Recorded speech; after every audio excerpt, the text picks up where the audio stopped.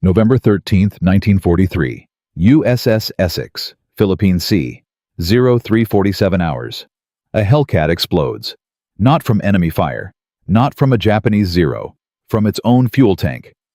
The pilot never had a chance. 1 second he's touching down on the carrier deck tailhook, catching the wire, the violent deceleration slamming him forward in his seat. The next second, a fireball 60 feet high swallows the entire aircraft. By the time the fire crew reaches him, there is nothing left to save. The cockpit is a black metal coffin. The flight deck crew stands in silence, watching the flames reflect on dark Pacific water. Nobody speaks, because this isn't the first time. And every man on that deck knows it won't be the last. 47 pilots. That's how many America has lost in 6 weeks. Not to enemy bullets, not to kamikaze attacks, to their own aircraft. The self-sealing fuel tanks designed to save pilots from combat damage are killing them instead. Every arrested landing sends a shockwave through the fuel system. The vapor ignites. The cockpit becomes a furnace before the pilot can even unbuckle his harness. Admiral Mark Mitcher has grounded all night operations. The entire carrier group is blind after sunset. Japanese torpedo bombers are exploiting the darkness with terrifying efficiency. 7 days ago, the USS Independence took 2 torpedoes during a midnight attack. 73 sailors died. The ship barely limped back to Pearl Harbor. The Navy's best engineers have been working on this problem for 8 months. MIT graduates, Caltech, PhDs, 50 specialists from the Bureau of Aeronautics with unlimited resources and full authorization. They have tried everything: reinforced tank brackets, dampening springs, modified pressure relief valves. Nothing works. Pilots keep dying. The explosions keep happening. The consensus from the top minds in American naval aviation is clear self-sealing fuel tanks and carrier night operations are fundamentally incompatible. The Navy will have to choose one or the other. What none of those admirals know, what none of those engineers know, is that a 24-year-old mechanic from Terre Haute, Indiana, has already figured out the answer. He has no engineering degree. He never finished high school. He is not authorized to think about solutions. He is supposed to turn wrenches and follow orders. But James Sweat has been conducting unauthorized experiments in Hangar Bay 3, and what he has discovered is so simple, so obvious, that when he finally explains it to the brass, they will accuse him of sabotage. They will threaten him with court-martial. They will tell him his idea violates 3 separate Navy regulations and could get him 20 years in Leavenworth. 3 hours from now, Sweat is going to steal a Hellcat off the flight deck. He is going to fly an unauthorized test mission in the middle of a combat zone. And he is going to save an entire carrier group. James Sweat grew up poor in the way that only the Great Depression could make a person poor. His father died when James was 16, leaving him to support his mother and 3 younger sisters. There was no money for school. There was barely money for food. He dropped out, took a job at a local auto shop in Terre Haute, and discovered the one thing he was genuinely extraordinary at: fixing machines that nobody else could fix. Not through formal training, but through watching, through pattern recognition, through an instinct for mechanical failure that other people simply did not have. When a customer brought in an engine that 3 other mechanics had given up on, James Sweat could listen to it run for 2 minutes and tell you exactly what was wrong. When Pearl Harbor was bombed on December 7, 1941, Sweat enlisted the next morning. The Navy looked at his application and made the obvious decision. No high school diploma meant no officer training, no pilot program, nothing glamorous. They made him a mechanic. Sweat didn't complain. The F-6F Hellcat was the most complex machine he had ever touched in his life, and he fell in love with it immediately. 2,000 horsepower, 9 cylinders, hydraulics, electrical systems, weapons systems, fuel systems, all interlocked in a machine designed to do the impossible. He studied every manual he could find. He volunteered for every training course available. Within 6 months, he could disassemble and reassemble a Hellcat engine blindfolded. His chief petty officer described him as the best natural mechanic he had seen in 15 years of naval service. But Sweat wasn't just a man who could fix things. He was a man who needed to understand why things broke. When other mechanics saw a failed component, they replaced it and moved on. Sweat examined it. He looked at wear patterns, burn marks, stress fractures. He asked questions that mechanics weren't supposed to ask. He read accident reports that weren't classified, but weren't exactly circulated among enlisted men either. By the autumn of 1943, Sweat had read every fuel tank explosion report from the previous 2 months, and something was bothering him. Something that he couldn't quite articulate yet, but that sat in the back of his mind like a splinter working its way toward the surface. November 12, 1943. Sweat is assigned to crash investigation duty after Lieutenant William Edwards dies in another fuel tank explosion. He spends 3 hours examining the wreckage in Hangar Bay 3. The foam is charred, the metal is blackened, the pilot is dead. The Bureau of Aeronautics modifications, the reinforced brackets, the dampening springs are all completely intact. They functioned exactly as designed, and yet Edwards is dead. Sweat stares at the destroyed tanks under a single work light, and then he sees it. The explosion originated at the top of the tank. Not the bottom, the top. He grabs a flashlight and crawls inside the wreckage. The self-sealing rubber lining at the bottom of the tank is intact. Slightly scorched, but structurally sound.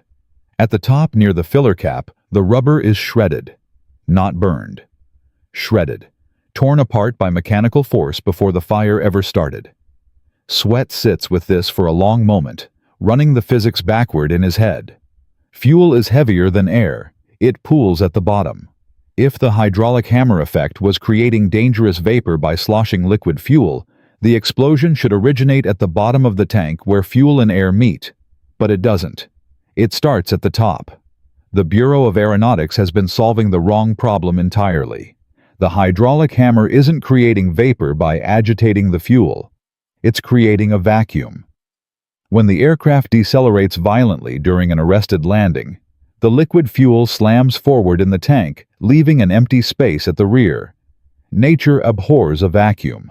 Air rushes in through the filler cap to fill the void. The self-sealing rubber lining designed to flex and seal bullet holes gets sucked inward by the vacuum pressure. It tears. And when it tears, it generates static electricity. That spark ignites the fuel vapor that is always present in any partially filled tank. The Navy's solution of reinforcing the tanks made the problem measurably worse. Stronger tanks create more violent vacuum effects. Better pressure relief valves vent vapor faster, which deepens the vacuum. Every modification the Bureau implemented was pouring gasoline on a fire they couldn't see. Sweat knows how to fix it. The solution is so simple it almost seems insulting. Fill the empty space in the fuel tank with something that prevents vacuum formation. Something inert. Something that won't burn. Something that expands and contracts with the fuel level as the tank drains during flight. Open cell foam rubber. Line the interior of the tank with it. The foam soaks up fuel when the tank is full. As fuel burns off during flight, the foam releases it gradually. But when the aircraft decelerates on landing, there is no empty space for a vacuum to form, because the foam occupies that space. No vacuum means no torn rubber lining. No torn rubber means no static spark. No spark means no explosion. The modification would add approximately 5 pounds per tank. It would cost roughly $8 in materials. It could be installed by one mechanic in under an hour. He finds Chief Petty Officer Michael Torres in the maintenance office at 0200 hours. Torres has been in naval aviation for 15 years. He has seen mechanics with ideas before, and most of those ideas have been wrong. But he has also seen Sweat solve problems that left experienced engineers baffled. And there is something about the way Sweat explains the vacuum theory, drawing diagrams on a clipboard under a work light using a bucket of water and a rubber sheet to demonstrate the vacuum effect that makes Torres go quiet and pay attention. They test the demonstration 3 times. The rubber sheet tears every single time.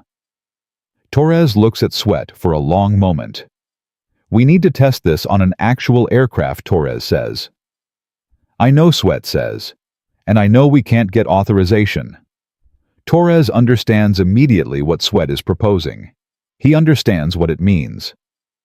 Stealing a naval aircraft in a combat zone is not a minor infraction. It is a court-martial offense that carries a potential sentence of 20 years. In a worst-case scenario, it is a firing squad offense. Torres is 41 years old. He has a wife in San Diego and 2 daughters he hasn't seen in 8 months. He has 7 years until a full Navy pension. He thinks about Lieutenant Edwards burning alive in his cockpit. He thinks about the 73 sailors who died on the Independence. He thinks about the Japanese torpedo bombers that are already circling the carrier group in the darkness beyond the horizon, waiting for a vulnerability they have already found. "I'll get the foam rubber," Torres says quietly. "You get the Hellcat ready." We test at dawn. What neither man says aloud, what both of them understand without saying, is that this decision will either save hundreds of lives or end both of their careers. There is no middle ground. There is no safe path. The only question is whether James Sweat, a mechanic from Indiana who never finished high school, is right about something that 50 engineers from the finest universities in America missed entirely. In 4 hours, they will have their answer. And the answer will change the course of the Pacific War. James Sweat stole a Hellcat-installed foam rubber in the fuel tanks, flew an unauthorized test mission over the Philippine Sea, and landed without an explosion. Chief Petty Officer Torres stood beside him on the flight deck. Captain Raul Waller ordered 10 more Hellcats ready for modification and got the Bureau of Aeronautics on the radio. For 48 hours, it looked like the Navy had its solution. Then, Rear Admiral Frederick Sherman arrived on the Essex, and everything almost fell apart. Sherman flew in from Pearl Harbor on November 15th with a leather briefcase, 2 staff officers, and the expression of a man who had already decided what he thought before the plane landed. He was 54 years old, a Naval Academy graduate class of 1913, and he had spent 30 years building a career on the principle that enlisted men fix things and officers decide things. The idea that a machinist's mate second class had solved a problem that stumped 50 Bureau of Aeronautics engineers did not sit comfortably with his understanding of how the world worked. Sherman read the preliminary test results in the wardroom, while Sweat stood at attention 6 feet away. He read the numbers twice. 0 explosions, across 6 foam-modified Hellcats performing 10 arrested landings each. 2 explosions in the 6 control aircraft. Then he set the report down and looked at Sweat the way a man looks at something he finds irritating. "You're telling me MIT engineers missed something a farm boy figured out with mattress foam," Sherman said. "I wasn't looking at equations, sir. I was looking at wreckage." Sherman leaned back. "Son, do you understand what you're asking me to authorize? You want me to tell the Bureau of Aeronautics that their 8-month, $400,000 research program was wrong. You want me to retrofit 800 combat aircraft based on the unauthorized experiments of a man without a high school diploma.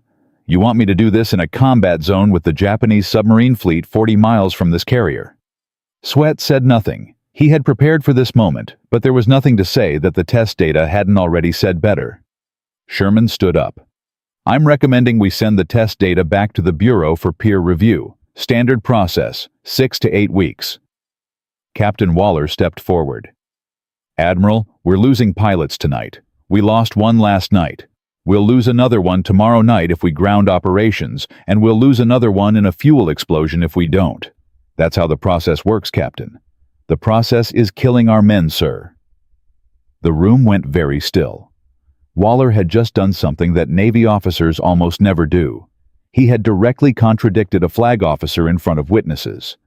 Sherman looked at him for a long moment. Then he picked up his briefcase, walked out of the wardroom, and said nothing else. For the next 18 hours, it appeared that Sherman would win simply by waiting. The Bureau of Aeronautics contacted the Essex by radio and confirmed that peer review would take a minimum of 4 weeks. The foam modification program was suspended pending review. Sweat and Torres were confined to the ship and restricted from working on aircraft systems outside their assigned duties. 3 more pilots were killed in fuel tank explosions across Task Force 38 during those 18 hours. The numbers were becoming unbearable.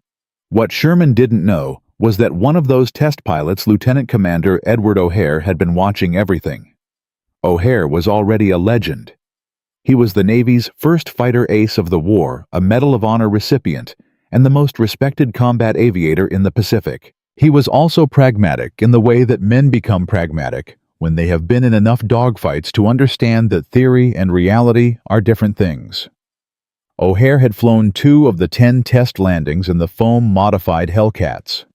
He had felt the deceleration surge through the aircraft on both landings, felt the moment when the old tanks would have exploded, and walked away clean both times. He did not need a PhD to understand what that meant. O'Hare requested a private meeting with Sherman on the evening of November 16th. Nobody recorded what was said in that meeting. What is known is that it lasted 47 minutes, and when Sherman walked out, he called for Captain Waller and said 5 words. "Get me the foam specifications." The next morning, Sherman convened a formal review board on the Essex flight deck. Not a 6-week peer review in Pearl Harbor. A 1-day operational review conducted on the carrier in real conditions with real aircraft. He gave Sweat 12 hours to prepare his case. He gave the Bureau of Aeronautics representatives 2 engineers who had flown out with Sherman's party the same 12 hours to prepare their counterargument. Whatever the board decided would stand as final. There would be no appeals.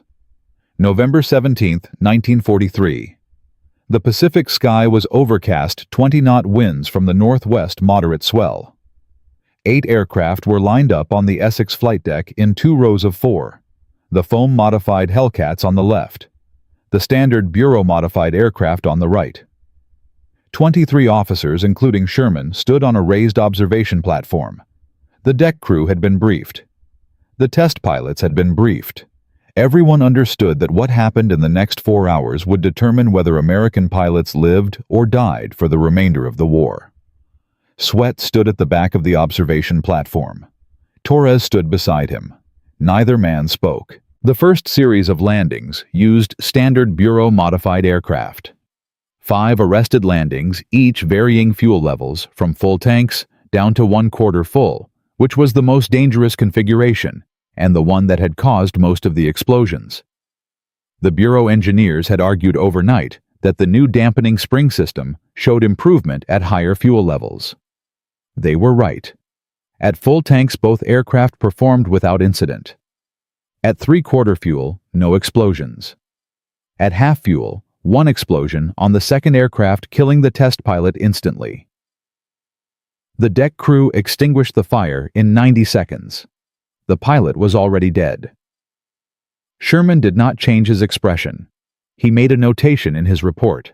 At 1/4 fuel, the second aircraft exploded on landing before the tailhook fully engaged the wire. The fireball was visible from 3 miles. The Bureau engineers said nothing. The foam-modified aircraft went next. Sweat had recommended 1/4 fuel for the opening series. If it was going to fail, he wanted it to fail early in front of everyone under the harshest conditions. The first Hellcat came in hard. The pilot deliberately made a rough approach, slamming down at the upper edge of acceptable landing speed. The tailhook caught the number 1 wire. The deceleration was violent, more violent than a standard landing designed specifically to maximize the shock wave through the fuel system. The aircraft rolled to a stop. The pilot climbed out and walked across the deck. Intact. The fuel tanks were intact. The pilot gave a thumbs up toward the observation platform. Sherman said nothing. The second aircraft. 1/4 fuel.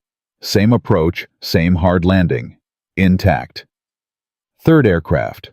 The pilot came in at an angle, a deliberately imperfect approach, the kind of landing that happened in combat when pilots were damaged or exhausted or flying through anti-aircraft fire. The tailhook caught the number 3 wire.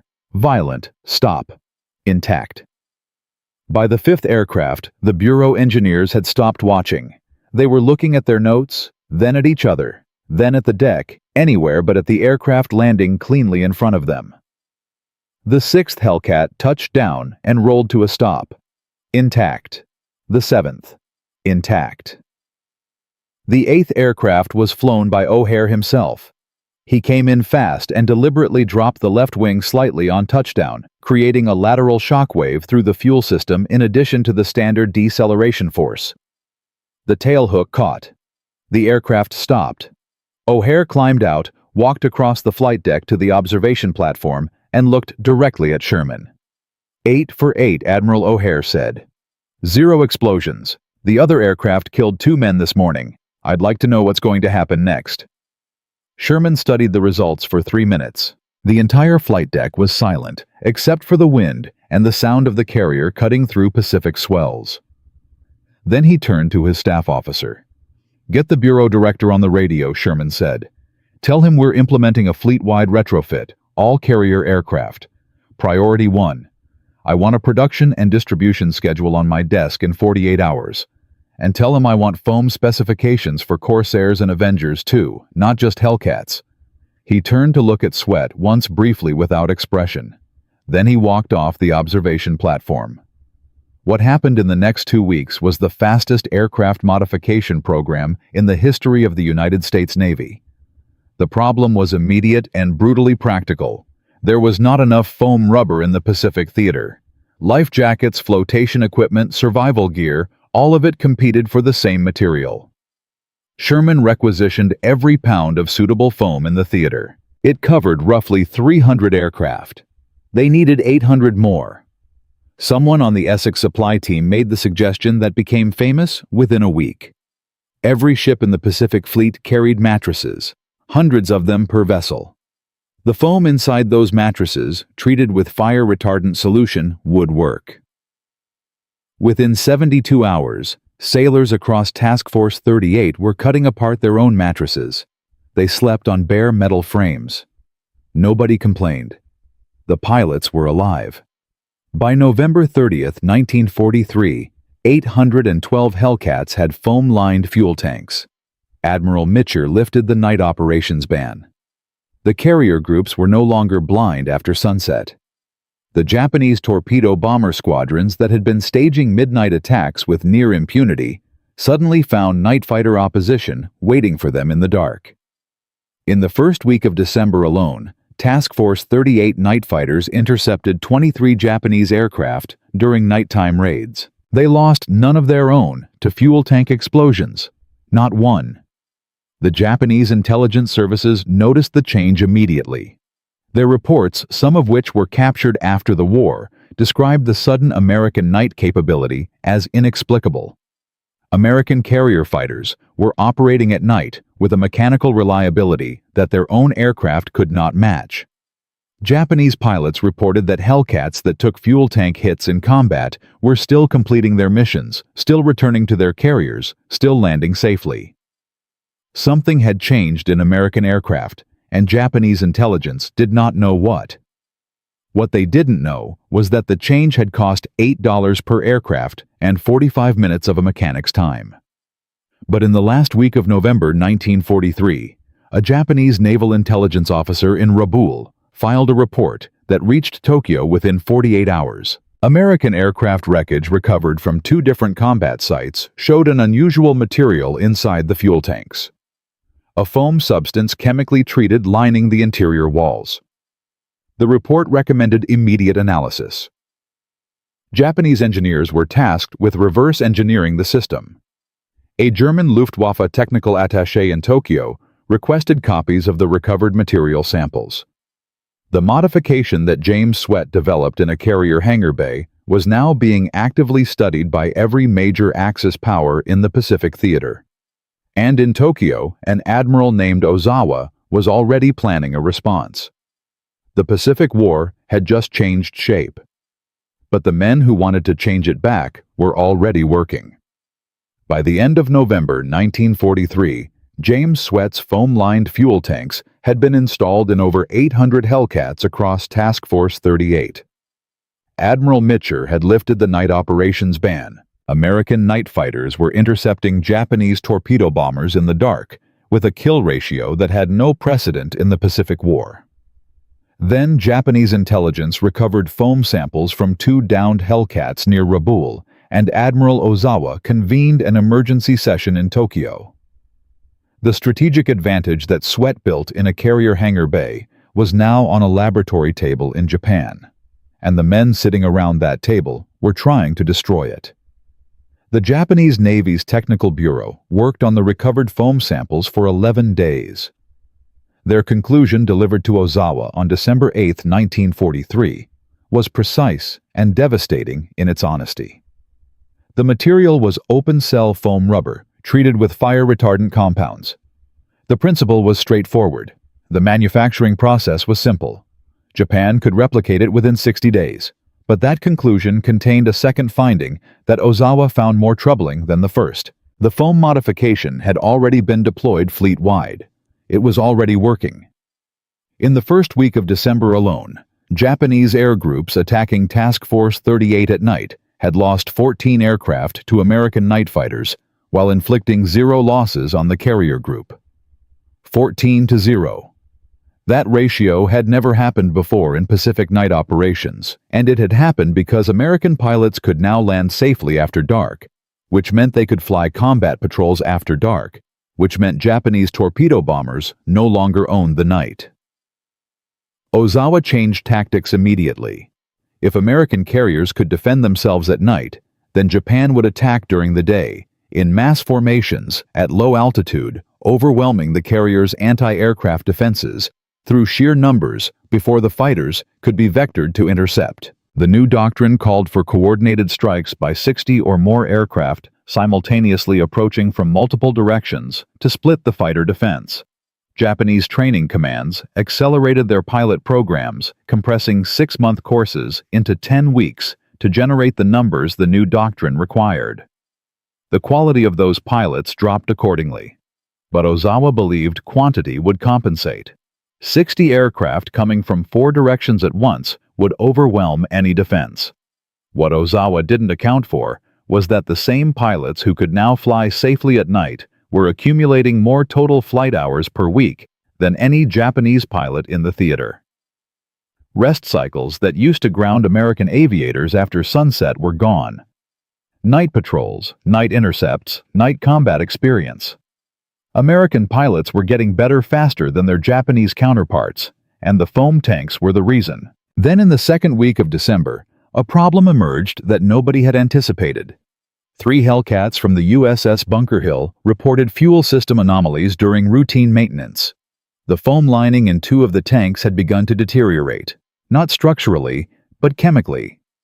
The fire-retardant treatment applied to the mattress foam was reacting with the aviation fuel over extended exposure periods. The foam was absorbing fuel correctly and releasing it correctly, but the retardant compounds were leaching into the fuel supply in trace amounts. The affected aircraft were grounded immediately. Sweat was flown from the Essex to the Bunker Hill by dispatch aircraft the same afternoon. He examined the deteriorating foam for 4 hours. The chemical reaction was real. Over a period of 3 to 4 weeks, mattress foam treated with the available retardant compounds would begin breaking down in contact with high-octane aviation fuel. The breakdown products were not ignition risks, but they were contaminants, and contaminated fuel could cause engine roughness, fuel flow inconsistency, and in worst-case scenarios, engine failure at critical moments. 3 aircraft affected out of 800 was a small percentage. But if the deterioration rate accelerated, or if it was consistent across all foam-modified aircraft, then the entire fleet-wide modification was potentially compromised. Captain Whitfield, commanding officer of the Bunker Hill, called Sweat into his office that evening with the kind of directness that carrier captains develop when they have no time for anything else. "You told us this was solved," Whitfield said. "Now I've got 3 grounded aircraft and a fuel contamination report going to Sherman's desk tomorrow morning. It's the retardant compound, sir. Mattress foam was never designed for aviation fuel contact. We need purpose-manufactured foam with a different treatment chemistry." How long to develop that Sweat had been calculating since he saw the first deteriorating sample. 6 weeks minimum for proper testing. Maybe 4 if we compress the timeline. Whitfield looked at him for a long moment. "We don't have 4 weeks. Combat operations are ongoing. Every aircraft I ground is a pilot who can't fly. Every pilot who can't fly is a gap in the defensive screen. If the Japanese figure out we're having technical problems, they'll push a major strike directly at that gap. Sweat knew Whitfield was right. He also knew there was a faster solution. The deterioration was caused by the specific retardant compounds available in the Pacific Theater. But purpose-manufactured aviation foam, the kind used in some experimental aircraft applications in the continental United States, used different chemistry entirely. The question was whether it could be shipped to the Pacific in useful quantities within 2 weeks. Sherman authorized the emergency procurement order that night. The foam reached the fleet on December 19, 1943, aboard a resupply convoy from Pearl Harbor. By December 22nd, every foam-modified Hellcat in Task Force 38 had been retrofitted with purpose-manufactured aviation foam. The deterioration problem was solved. The 3 grounded Bunker Hill aircraft were back in service. The contamination reports were classified, but the episode had cost 11 days of uncertainty and given Sherman's staff officers additional ammunition for the argument they had been making quietly since November, that Sweat's modification was field-expedient improvisation, not proper engineering, and that field-expedient improvisation eventually produced field-expedient failures. Sweat heard about those conversations through Torres. He said nothing about them. He was already working on the next problem. December 23, 1943, Gilbert Islands, 1847 hours. Task Force 38 was operating 40 miles northeast of Tarawa, supporting the final consolidation of American positions on the atoll. Japanese air power in the region had been degraded, but not eliminated. At 1847 hours, radar operators on the USS Essex detected a large incoming formation bearing northwest altitude 200 feet, closing at 180 knots. The contact count climbed as the radar picture resolved. 20 aircraft, then 30, then 41. Ozawa's new doctrine: mass daylight strike low altitude, multiple approach vectors. 41 Mitsubishi aircraft, a combination of Zero fighters and B-5N. Kate torpedo bombers, divided into 3 groups approaching from northwest, north, and northeast simultaneously. The torpedo bombers were targeting the Essex and the Yorktown. The Zeros were flying escort and suppression designed to occupy American fighters, while the Kates got through to the carriers. Mitcher launched everything he had. 22 Hellcats airborne within 6 minutes of the initial contact. The fighter direction officers on the Essex began vectoring intercepts, but 41 aircraft from 3 directions against 22 defenders was a geometry problem with no clean solution. Some of the Kates were going to get through. The question was, how many? O'Hare led the 1st Intercept Division 4 Hellcats toward the Northwest Group, which was the largest 16 aircraft. He pushed his throttle to full military power. The Hellcat climbed to intercept altitude in 90 seconds. At 4 miles, he could see the Japanese formation, a tight cluster of dark shapes against the orange western sky. He picked the lead. Kate Dove opened fire at 400 yards, walked his tracers across the fuselage. The Kate exploded. He was already pulling up, looking for the next target. The next 8 minutes were the most violent sustained aerial combat over Task Force 38 since the operation began. The sky above the carriers erupted with tracers, explosions burning aircraft and parachutes. The Essex anti-aircraft batteries opened up as the first Zeros came within range, filling the air with flak that was as dangerous to American aircraft as to Japanese ones. 2 Hellcats took hits from friendly fire and broke off. 3 Zeros went down to anti-aircraft guns. 4 Kates penetrated the fighter screen and began their torpedo runs on the Essex. 1 torpedo hit port side forward of the island structure. The explosion tore a 40-foot hole in the hull below the waterline. The Essex took on 1,500 tons of water in 3 minutes and developed a 7-degree list. Damage control crews sealed the forward compartments. The flooding stopped. The list stabilized at 4 degrees. The Essex could still steam. She could still fly aircraft. The remaining 3 Kates never released their torpedoes. 2 were shot down by anti-aircraft fire during their runs. The third pulled away when the pilot saw the heavy flak concentration over the carrier and broke off his approach, jettisoning his torpedo harmlessly into the open ocean before turning northwest at full power. Of the 41 Japanese aircraft that launched the Strike 27 were destroyed. 14 returned to their base at Kwajalein. 2 of those 14 were so badly damaged they were struck from operational status on landing. The American losses were 4 Hellcats, shot down 2 pilots, killed 2 recovered from the ocean by destroyer. The Essex damage was serious, but not crippling. She was at full operational capacity within 6 days. The numbers told the real story. Before foam-lined tanks, Task Force 38's operational tempo averaged 9 hours per day, sunrise to mid-afternoon, with the carrier group retreating to defensive posture each evening. After the modification, operational tempo averaged 19 hours per day, including full night fighter capability. The Japanese attack on December 23, which was designed to exploit a perceived weakness in American defenses, instead ran directly into a fully alert carrier group with twice its previous defensive capability. 41 aircraft launched, 27 destroyed. A 66% loss rate on a single strike mission was not tactically sustainable for any air force in the world. Japanese air group commanders in the Central Pacific filed damage assessment reports that December, which described the same phenomenon from multiple directions.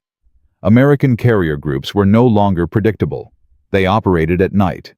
Their fighters were present at times and altitudes where no fighters should have been.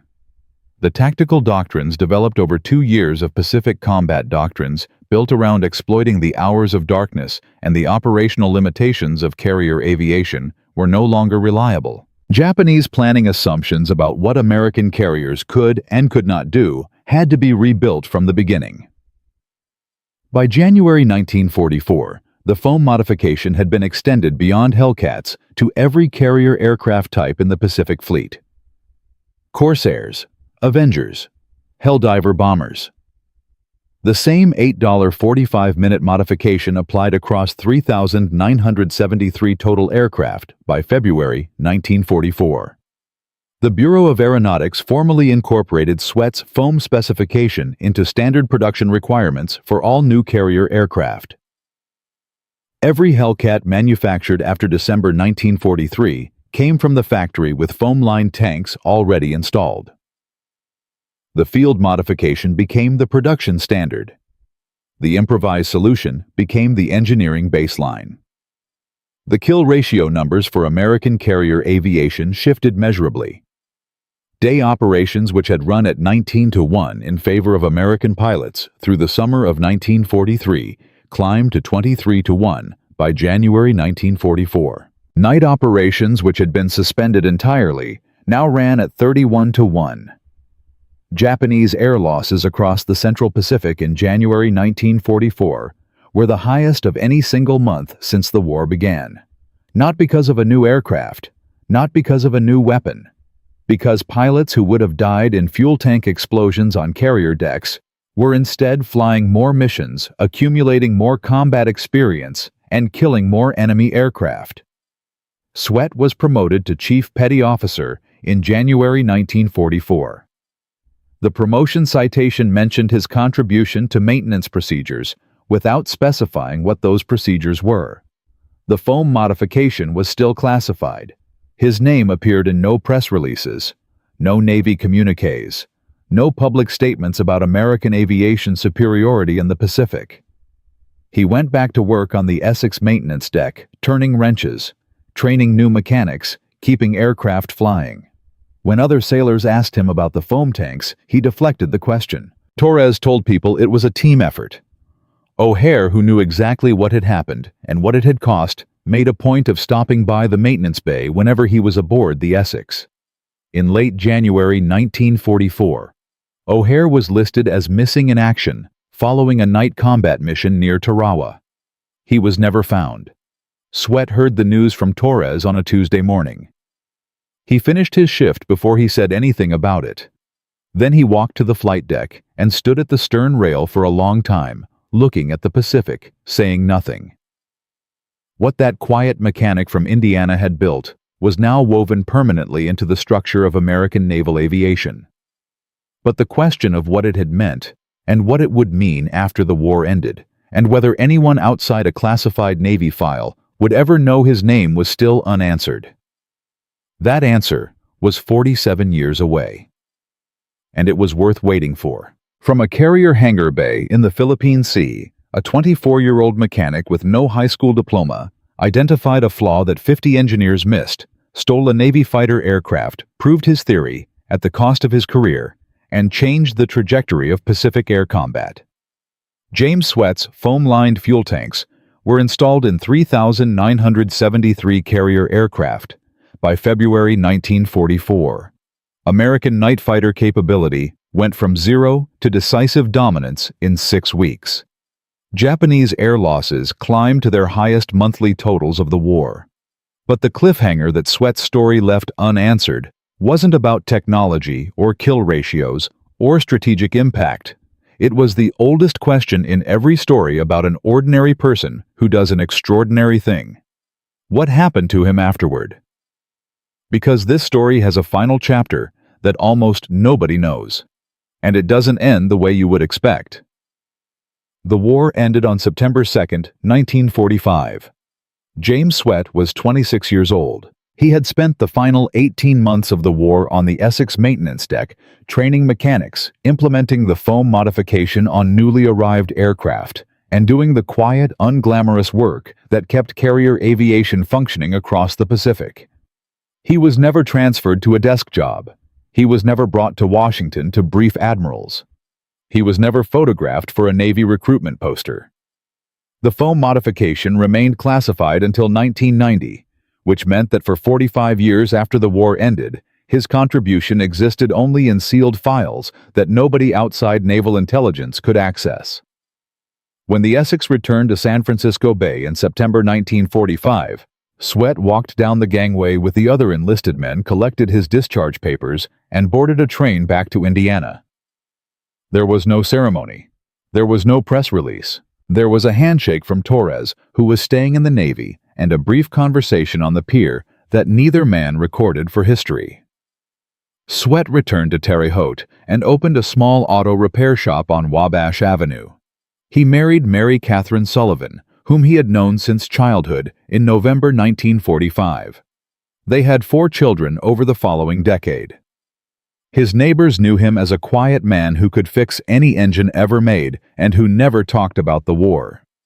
His customers knew him as the most reliable mechanic in Vigo County. His children knew him as a father who worked long hours, told few stories, and kept a single framed photograph on his workshop wall of the flight deck of the USS Essex, though he never explained to them what it meant or why he kept it there. For decades, the man who saved hundreds of pilots' lives charged $12 for an oil change and was home for dinner by 6. Chief Petty Officer Torres retired from the Navy in 1962 and visited Sweat in Terre Haute the following summer.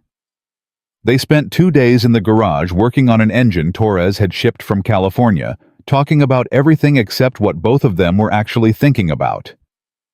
Before Torres left, he told Sweat directly that a naval historian named Gerald Dowd had been compiling records on Pacific Fleet technical innovations and was looking for primary sources. Sweat thanked Torres for the information and said nothing else. He did not contact Dowd. He did not reach out to the Navy. He went back to work on Monday morning and opened the shop at 7 as he always did. What Sweat could not know was that his foam modification was still saving lives in ways that extended far beyond the Pacific War. During the Korean War, the same foam lining principle was applied to carrier aircraft operating from the USS Valley Forge and USS Philippine Sea. Night carrier operations, which had been standard practice since Sweat's modification, allowed American air power to maintain pressure on North Korean supply lines around the clock, a capability that MacArthur's planners described in 1950 as operationally decisive. During the Vietnam War, A-4 Skyhawks and F-8 Crusaders flying from Yankee Station in the Gulf of Tonkin carried foam-lined fuel tanks as standard equipment. Every American carrier aircraft that returned to a pitching deck in the South China Sea darkness during that conflict came home in part because of a principle developed in a Hellcat fuel tank in 1943. The foam specification that Sweat established became the engineering baseline for carrier aviation fuel systems for the following 4 decades. But the reach extended beyond military aviation entirely. In the 1960s, civilian aviation regulators began examining carrier aircraft safety records in the context of developing commercial aviation standards. The fuel tank explosion problem that Sweat had solved was not unique to carrier aircraft. Commercial aircraft fuel tanks contain the same vapor-filled empty spaces subject to the same ignition risks from static electricity and mechanical shock. The Federal Aviation Administration incorporated foam-based explosion suppression requirements into commercial aircraft fuel tank regulations in stages through the 1970s and 1980s. Today, every commercial airliner that carries passengers across oceans has foam baffles in its fuel tanks that trace their engineering lineage directly to Sweat's 1943 modification. The principle migrated from a carrier hangar bay to Formula One racing cars, where fuel cell foam has been mandatory since 1970. It migrated to military vehicles, commercial fuel storage systems, and industrial applications, where flammable liquid tanks operate under conditions of vibration and shock. A single insight from a man studying burn patterns by flashlight in a wrecked Hellcat became infrastructure that billions of people depend on without knowing it exists. The total number of lives protected by foam-based fuel tank systems since 1943 across military aviation, commercial aviation, motorsport, and ground vehicle applications cannot be precisely calculated. The estimated figure used by aviation safety researchers is somewhere between 50,000 and 100,000 prevented fatalities in military aviation alone across the period from 1943 to 1990. The commercial aviation figure is impossible to isolate because you cannot count the crashes that didn't happen. But the principle is simple enough. Every time a fuel tank does not explode when it should, someone goes home. Sweat's modification deployed across 3,973 carrier aircraft by February 1944 prevented an estimated 394 fuel explosions during the Pacific War. The downstream applications prevented orders of magnitude more. The deeper lesson of Sweat's story is not about foam rubber or fuel systems or carrier aviation.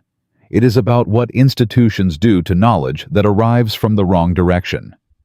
The Bureau of Aeronautics employed 50 engineers with credentials from MIT and Caltech and unlimited resources, and they worked on the fuel tank explosion problem for 8 months and made it worse. Sweat solved it in 3 hours by looking at the same wreckage from a different angle because he was not constrained by the equations those engineers had been trained to trust. He was looking at physical evidence, burn patterns, torn rubber, the direction of the explosion's origin details that told a different story than the theoretical models. The institutional response to his solution was not curiosity. It was suspicion, then hostility, then reluctant acceptance, only when a Medal of Honor recipient personally intervened with a flag officer. The system was not designed to receive good ideas from enlisted mechanics. The system nearly rejected the idea entirely. This pattern repeats throughout military and technological history with enough consistency to suggest it is not an accident, but a structural feature of how institutions work. In 1847, a Hungarian physician named Ignaz Semmelweis demonstrated that physicians washing their hands between patients reduced mortality rates in maternity wards from 10% to 1%. The medical establishment rejected his findings for nearly 2 decades. He died in an asylum in 1865. Louis Pasteur's germ theory, which explained why Semmelweis was right, was accepted only after Semmelweis was dead. In World War II itself, the proximity fuse developed by a team of civilian physicists with no military background was initially dismissed by ordnance officers with decades of weapons experience. When it was finally deployed in 1943, it increased anti-aircraft effectiveness by 400%. The pattern is the same in every case. The person who sees the solution clearly is often the person who doesn't know what is supposed to be impossible. Sweat's courage was not the courage of a soldier under fire, though he faced that too.